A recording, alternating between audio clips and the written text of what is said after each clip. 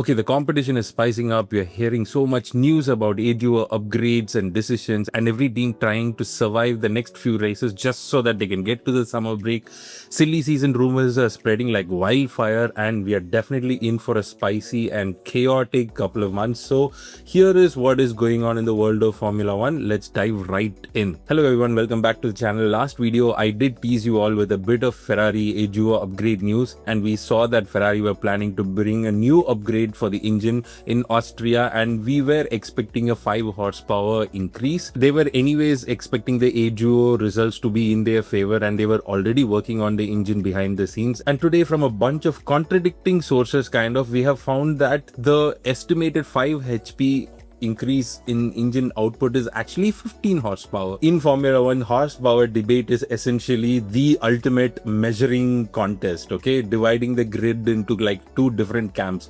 On one side, you have people who insist size doesn't matter or how much doesn't matter. They look you dead in the eye and argue it's not about how much muscle you have under the hood, it is how you use it. They'll talk about thermal efficiency, aero integration, and delivering the power smoothly to the tarmac, all of that, hitting the right spot and window. Yes, that's one camp. And naturally, the other side just counters that by saying size doesn't matter is just a comforting lie told by people who suffer from severe horsepower deficiency. To them, if you're not bringing raw, unadulterated grunt to the road, you're just making up excuses for having a tiny power unit. I'm not trying to suggest anything here. I'm not even gonna debate what camp I belong to. Horsepower is definitely important, but having higher horsepower makes it definitely difficult for the car to put it all down on the tarmac. Without supplementing it with proper aerodynamics and the grip, it's just going to be a huge mess of a car to handle. But reports that came out yesterday were so confident that the Ferrari cars are going to at least half the gap between them and Mercedes.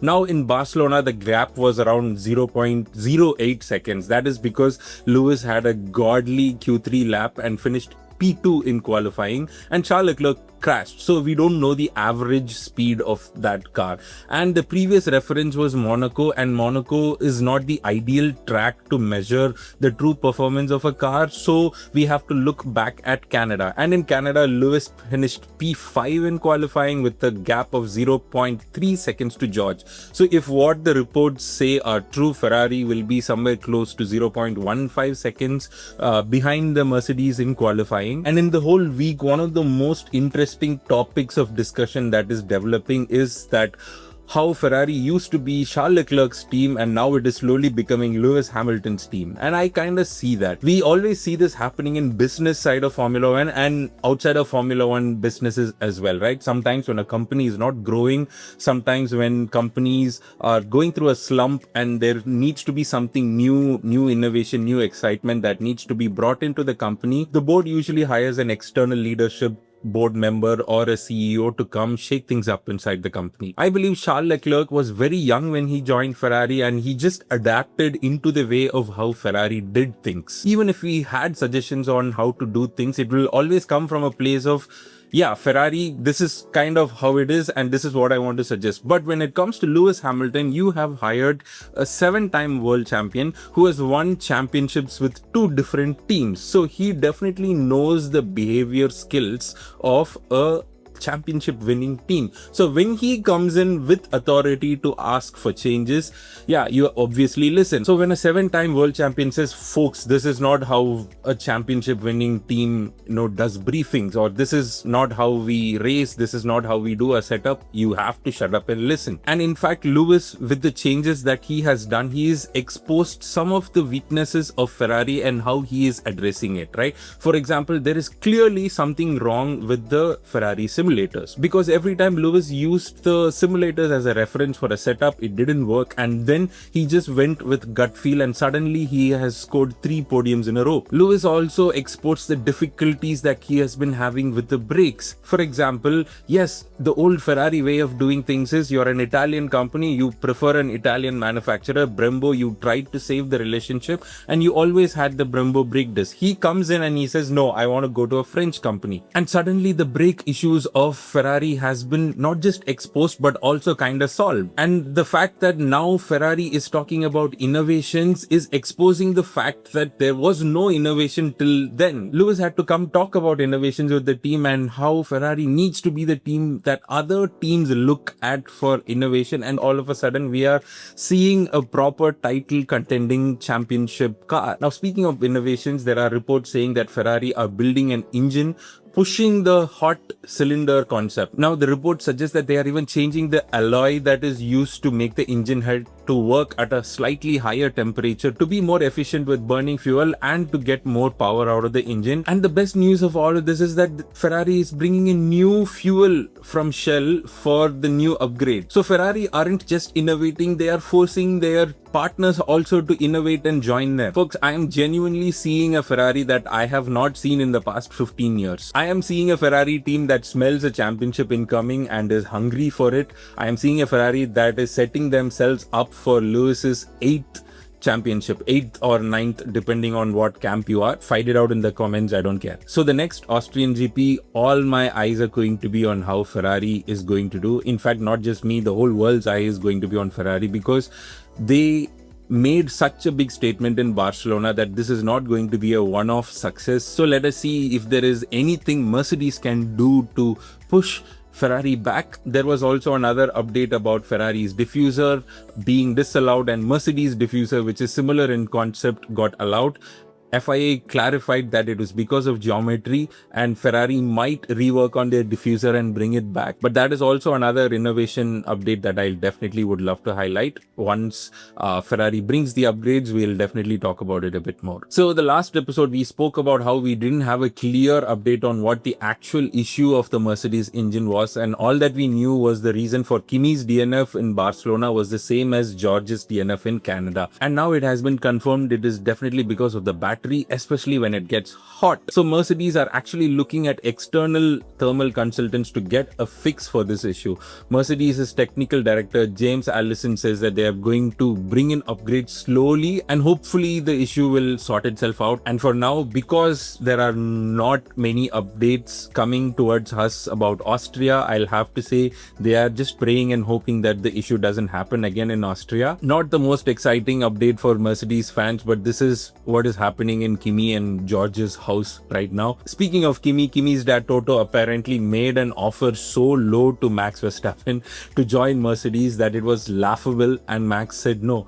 Now this was reported by Ralf Schumacher, and Schumacher's tweet got a reply right underneath from Jos Verstappen, who said Ralf Schumacher was spreading misinformation. We have no idea what is going on out there, but this is clearly going to end one of two ways, okay? Either we have one of the most exciting silly seasons in the summer break where random moves across teams happen, or we have the most boring silly season ever and everybody sticks to their existing team and no changes happen. Now, speaking of silly season, since the last time we spoke about this, more information have come out regarding what was the meeting that Max Verstappen had with the big folks at Red Bull in Austria. Specifically, why Red Bull's lawyers and all were involved in this. We did speculate that if the meeting was purely about Max's future in Red Bull racing, why did the F1 team like Lauren Mickes and people who head the technical department, why were they not present in the meeting?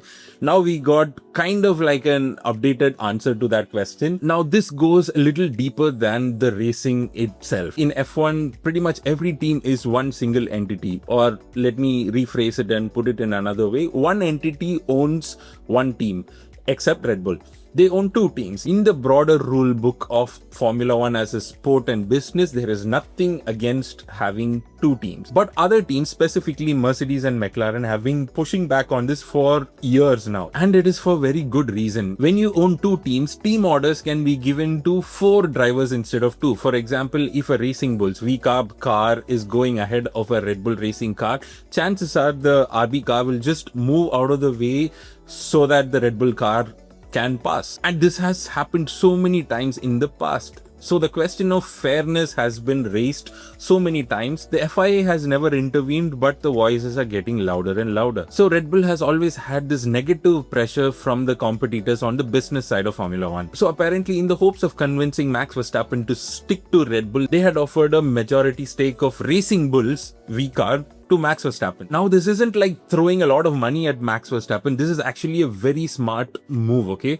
It solves too many problems with one single deal for Max. See, Max already has a racing team outside of F1 called Verstappen Racing. And outside of the sport, Max has always built this kind of persona around getting involved in the younger generation and giving them racing opportunities, either through sim racing, through his sim racing team, or in his main racing team as well, right? His entire ethos has been like, he was lucky to get a chance to be in Formula One. There are plenty of really good drivers and talent out there who do not have the money and resources, and he has been trying to help them. So this move of giving Verstappen some ownership of Racing Bulls is a genius move from Red Bull. They're kind of hitting two mangoes with a single stone. It might be lucrative for Max to stay because it isn't just making Max's initial decision making a little easier, but it is also giving more clarity about Max's future outside of the sport. And at the same time, Red Bull is also avoiding some kind of a pressure from competitors for owning two teams. Now, with Verstappen being a majority stakeholder in the other team, you can definitely sort of say, oh yeah, we are not the same entity owning this. Yeah, I know Verstappen will still race for Red Bull Racing, but at least legally, the two competitors cannot complain that a single entity is owning two racing teams in Formula One. But all of these reports also have confirmed that Max has refused this offer, or at least he is planning on using the clause in the contract where if he is not in the top two in the championship by the summer break, he can look outside for opportunities, and that is where it stands right now. So Mercedes isn't the only team which has family internal politics. It isn't happy camping in the Red Bull camp either. Now, this section, I'm going to give you a warning. If you are a Sainz fan, you might get slightly triggered by what I'm about to say. Okay, here is the thing.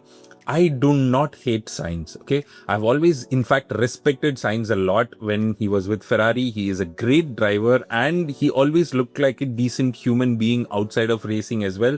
So what I'm going to say comes purely as a non-biased F1 fan, right? I am neutral when it comes to Sainz. So this week, after Lewis's win, it looks like Sainz has lost his mind. Okay, every driver on the grid, everyone had a nice thing to say about Lewis's win with Ferrari. And when I say everyone except Carlos Sainz. Max had something nice to say, George had something nice to say, Toto had something nice to say. Sainz called this win luck. Not that Lewis got lucky with the virtual safety car, but he got lucky with the regulation change. Now, to be fair, I can see why he felt this bitterness. He was the one who was kicked out of Ferrari to make room for Lewis. So yeah, maybe I expected Sainz to be a better man and acknowledge, but I completely understand because what he shared is technically correct. Yes, if the new regulations weren't there, Lewis was still in the previous year's old car, he would not have won. Fair. It's like how all women use this dialogue, right? It's not what you said, it's how you said it. And if that statement was the only thing that happened throughout the week, I would not have brought this up. I in fact ignored it because Sainz's statement happened on the day Lewis won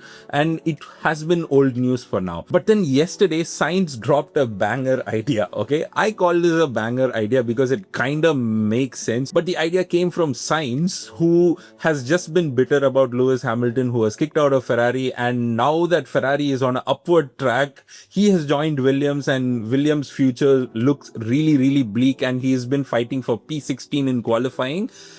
Yeah, I am questioning where all of this is coming from. This man suggested a new concept for Formula One, and it is actually pretty interesting. In this hypothetical Formula One format that he suggested, it decouples the drivers from the teams. Okay, so all these 20 drivers, they're all like contractual entities. They are just there through the season and they are not contracted by the teams, but they are contracted by F1 as independent clients, and everyone receives identical machinery throughout the season, which means they get to race 2 races with one team, and after 2 races everybody switches to the next team. In a 20 race weekend with 20 drivers and 10 teams, every driver gets to try out every 10 cars uniformly across the season. At the same time, every team also gets to try out every other driver. So this kind of neutralizes the advantage drivers have with a pairing of a certain team or a car, and makes it a proper competition of drivers and proper competition of technical skills. Why? You have to make a car that suits everyone, and for a driver you need to have a championship winning driver who can adapt to the most cars on the grid. Suddenly this idea seems to decouple the skill set of a driver and the technology of a team. Now again, for me, this feels like it is coming from a place of bitterness. Why? Sainz chose Williams, okay? He believed in the project. Now that they are a few more years away from being a competitive team, and when they eventually become competitive, the regulations might change again. So now that he is kind of fed up with his career trajectory, he is looking for a move again. Rumors of him moving to Audi also suddenly have gotten really loud, because his father, Carlos Sainz Sr., used to be a racing driver with Audi, a very successful racing driver with Audi, and has good relationship with them. Yes, definitely that move is on the cards, but it is not possible till 2027 because both Hülkenberg and Gabi have contracts next year. In fact, Audi project was available for Sainz to take in 2025, but he did not. So yeah, for me, Carlos Sainz seems to be a troubled man at the moment, dropping opinions and hot takes around. I don't think people at Williams are going to take all of these comments very well. By saying that you would recommend a new format and neutralize technology and all of that, you're basically exposing yourself to the world by saying, I do not believe in my team. I am really competitive. I am in my prime and I wish I spent my time in a better car. That's what you are essentially implying to the world by suggesting all of these radical ideas. But to be fair, it's not wrong for Carlos Sainz to think like that also, because he was a podium finisher with Ferrari. He was a race winner also with Ferrari, and he's actually got it in him. And in his prime, he is now sitting in a team that is barely crossing into Q2. So yeah, I don't think things are going well in the Williams cap either. As far as his idea is concerned, it is a decent idea, but the only thing is it is never going to materialize in Formula 1. I think someone needs to start a new racing series and adapt this kind of a format. But Formula 1, I don't think people will change anything that drastically. I think he could have been just joking with this whole hypothesis. But yeah, you don't say stuff in public without it getting scrutinized. And also with his exit rumor kind of getting its own momentum and flywheel, there is another rumor that has caught some flame, which is Checo's move to either Williams or Aston. Checo's return and his value in the paddock has definitely been really high. His experience and how closely he was competing with Max is definitely a big boost to his value. Considering Liam Lawson and Tsunoda didn't even come close to how good Perez was in keeping up with Max Verstappen, yeah, Checo's demand has just skyrocketed from his return. I know Cadillac are not competitive, but with Fernando Alonso's rumor of moving out of Aston, and now that Carlos Sainz also has some kind of rumor going around with his move to Audi, Checo looks like a great candidate to be considered for both Aston and Williams. So let's see what happens. Like I always say in these videos, until one entity comes directly to the media and either confirms nor denies, rumors will be rumors. Definitely where there is smoke, there is flame. But yeah, until one party openly confirms or denies, it's all a game that all of these companies and teams and drivers play to increase their value in the market. They plant all of these stories. Oh, this team is interested, that team is interested, this driver, he is looking out for opportunities, just to gauge. So some drivers say that, yeah, okay, that team is interested. Why? They don't want to shift teams, but having that interest helps them ask for a bigger hike for the next year, right? So all of these are little games these drivers play. We'll just wait and see till somebody officially confirms. So that is it for this weekend's update, and next week is race week. So I shall see you soon with more race and track related updates in the next video. Thank you so much for watching and have a great weekend. Cheers.